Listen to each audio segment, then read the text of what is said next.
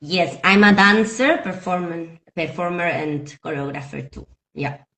And what's your name? My name is Greta. Yeah. Yeah. And what happened in Germany? So on the 7th of November, I had a performance in the theater Ringlock Schuppenruhe. And after the performance, after the applause, I read out a statement out loud in which I talked about the complicity of Germany in the genocide in Gaza, about the genocide in Gaza, and about the censorship in the cultural and art scene here in Germany against Voices in Solidarity with Palestine. And of course, I also talked about a free Palestine, of course. And after that, some of the representatives of the theater went into the stage and they called my statement anti-Semitic and discriminatory. And the public afterwards protested this, and the Yeah. discussion started to flow up. And the public said it's genocide. What is wrong about telling that out loud? And then the day after, we should have the second performance of the piece, and the theater decided to cancel the second performance on the same day. And then they published also a statement in which they again called my words anti-Semitic and as relativizing the Holocaust or the Did, Shoah, as they called it. did they say which words? No, they didn't quote me. They didn't say to which part of the statement they were referring to. That was also one thing that the lawyer that is accompanying me right now said, like, that they are not telling what it is. And you said the name of the theater. Did you mean to say the name of the theater to me? Yes, I think Yeah. the name of the theater, it's okay to say Mm. it. Yeah. Yeah. Yes. Yes, I mean, for me, it is, I think it is important that these kind of very anti-democratic decisions from a cultural institution don't stay without consequences. I think it is important, for me, it is important to make this case public because it's one amongst a lot and it is not isolated. It is already systematic, you can say, in the cultural and art scene and even in the academic fields. No, we can see it in when we look at archives of silence, where there are a lot of these cases also documented. And so for me, it's important to speak out loud these cases of censorship because we need to stay loud. And for me, it is important that other artists stay loud and that the cultural institutions are not able to make such decisions without consequences. I think it's important to make it as hard as possible. And what would you recommend people who are in the same situation? Like sometimes when I know that an institution is under a lot of pressure, I say to them when I interview them and they are like asking me to take down the interview because of the pressure, then I say to them, like you can, if you want, you can be upfront with me. You can just like say that's the reason because you can trust me about that because like I know that you are under a lot of pressure. Do you think is that already like a form of normalizing it if I do that? You mean from the side of the people in the cultural scene of the But institution? well, if I appease people or accompany them, if I say to them, I know you get funding from the government. I know this is probably the reason why you want me to delete the interview I did with you. You can just tell me honestly if you want to that that's the reason. That's how I dealt with it in my case. But that's just because I'm independent, so I can. I for me it was more like about being honest to each other, but I know they can't be honest. So I was surprised when they were honest with me. Once I said to them, I totally can see that you are under pressure. I think that's why you asked me to delete the interview. That, so what your situation is very different, but But what I found sort of stressful about being in a different situation myself was how they lie to me, you know? So I kind of wanted to get them to be honest to me, at least privately. But at the same time, I was kind of helping them when I shouldn't. Yeah.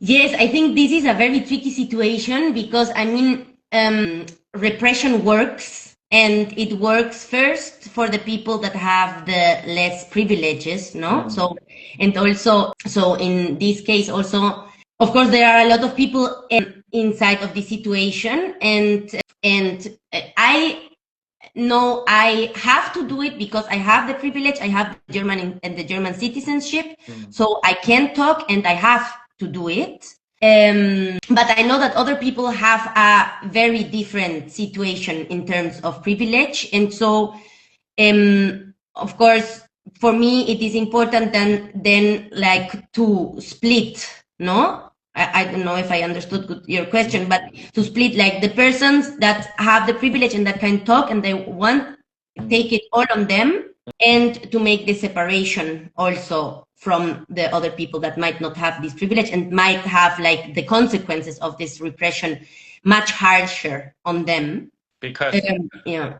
Because one goal of this repression is that none of us talk to each other in the cultural sector, that we all distrust each other. We cannot tell each other that we are being censored, that we are abiding by the repression, you know, some of us.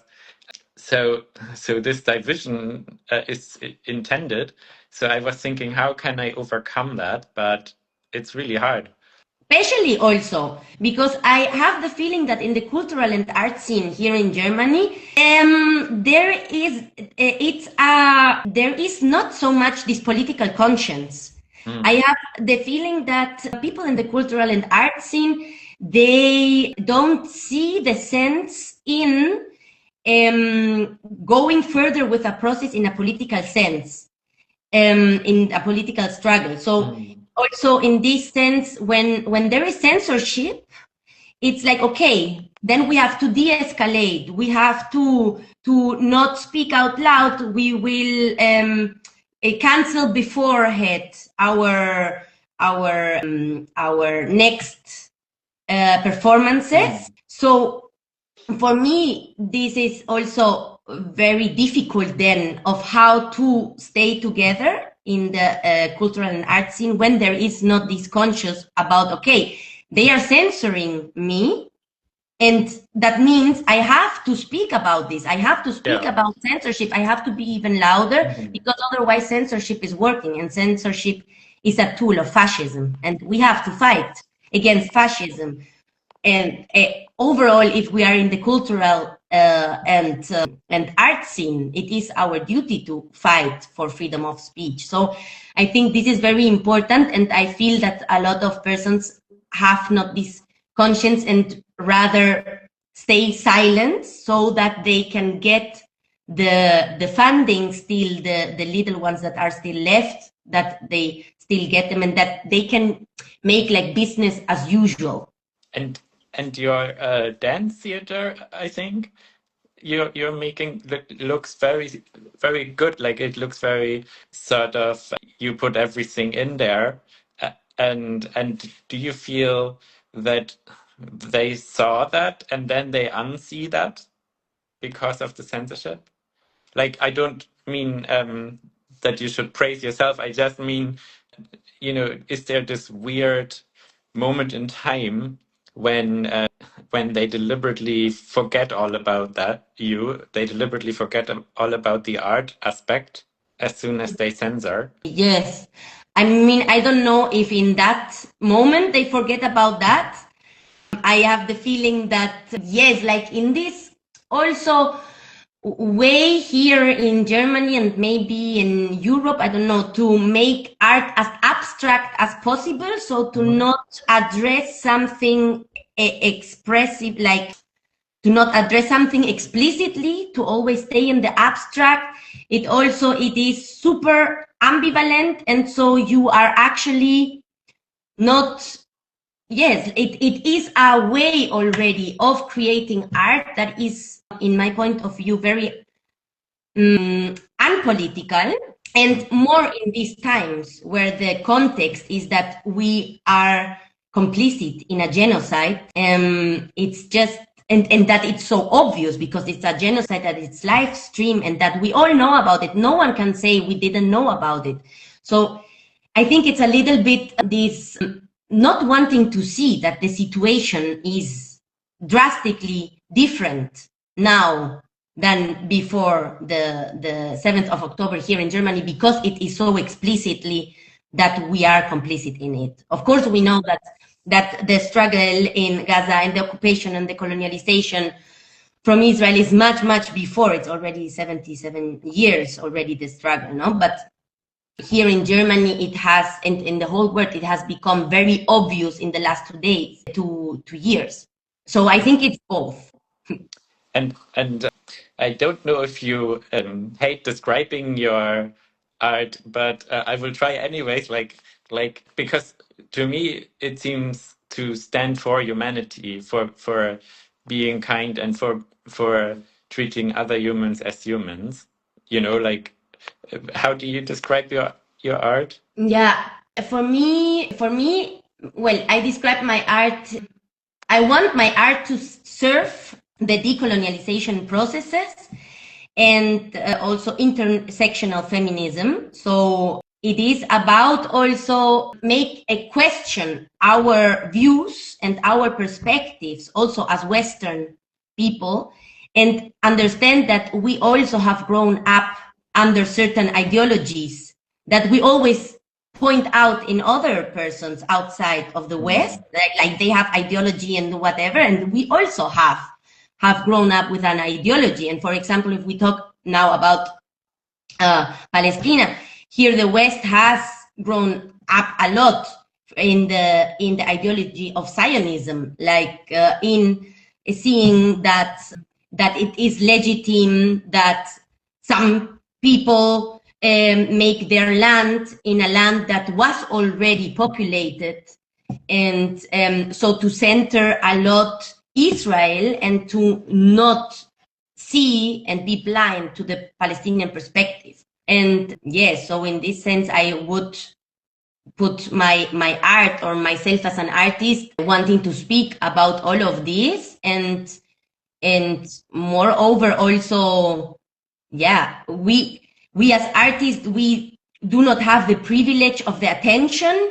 It is our job, it is our duty to use the attention to speak about the truth, what is happening right now.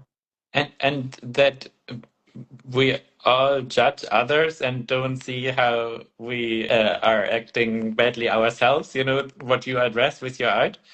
How do we break that open? Does your art have a directness? Like the dance is the body, right? Is the body itself a directness? Well, right now, since these 2 years, I must say I am not really active in the art scene because also of fundings, because they look also the Instagram. So and I also stepped out and I focused my art in more an activist sense. So working with people in the streets, talking about what is with our bodies, about what is happening in Palestine. So we did, for example, performances on the street where we were handcuffed and blindfolded, no, to address, and there we were like for hours, a little bit like this Polish artist also.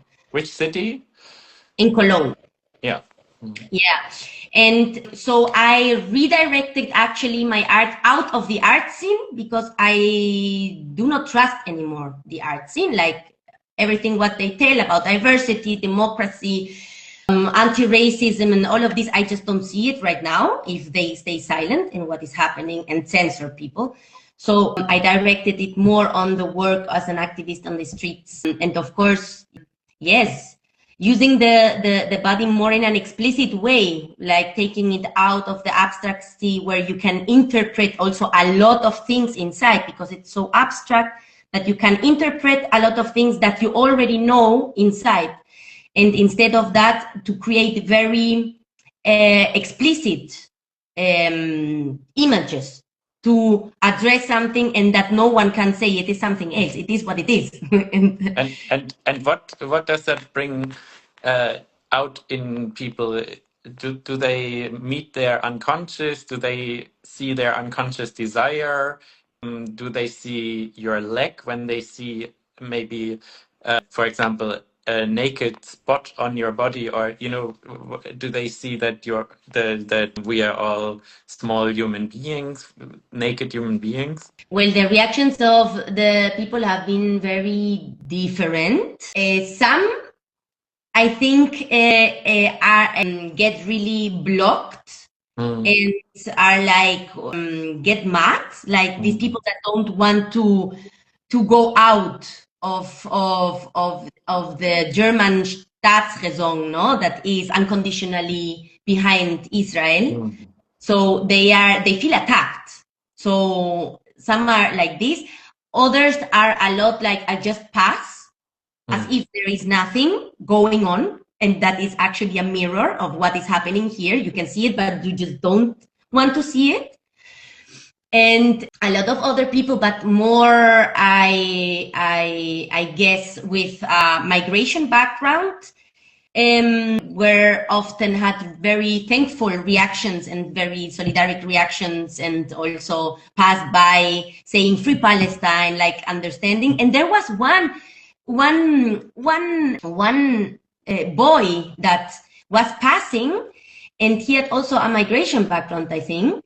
And he was passing and he saw us, and the first thing was shocked. It was like, oh my God, like you could see that for him, this is real. It's not a performance, it's real. And then he like checked, I'm in Germany, like, okay, this is not like this happening here. And then he went and he said like Free Palestine, and was like, I think also relieved that this topic was addressed outside of his house, maybe, or outside of his smartphone. It's like we have to say what happens in order to believe it is happening. And in the same way, we have to see it enacted in order to believe it is happening. And you are enacting it. Yeah, it's true. It's true. Yeah, because sometimes it feels far away, even though it's not. No, and so when you take it to the reality and to the quotidianity of the people, then it gets real also for them. And what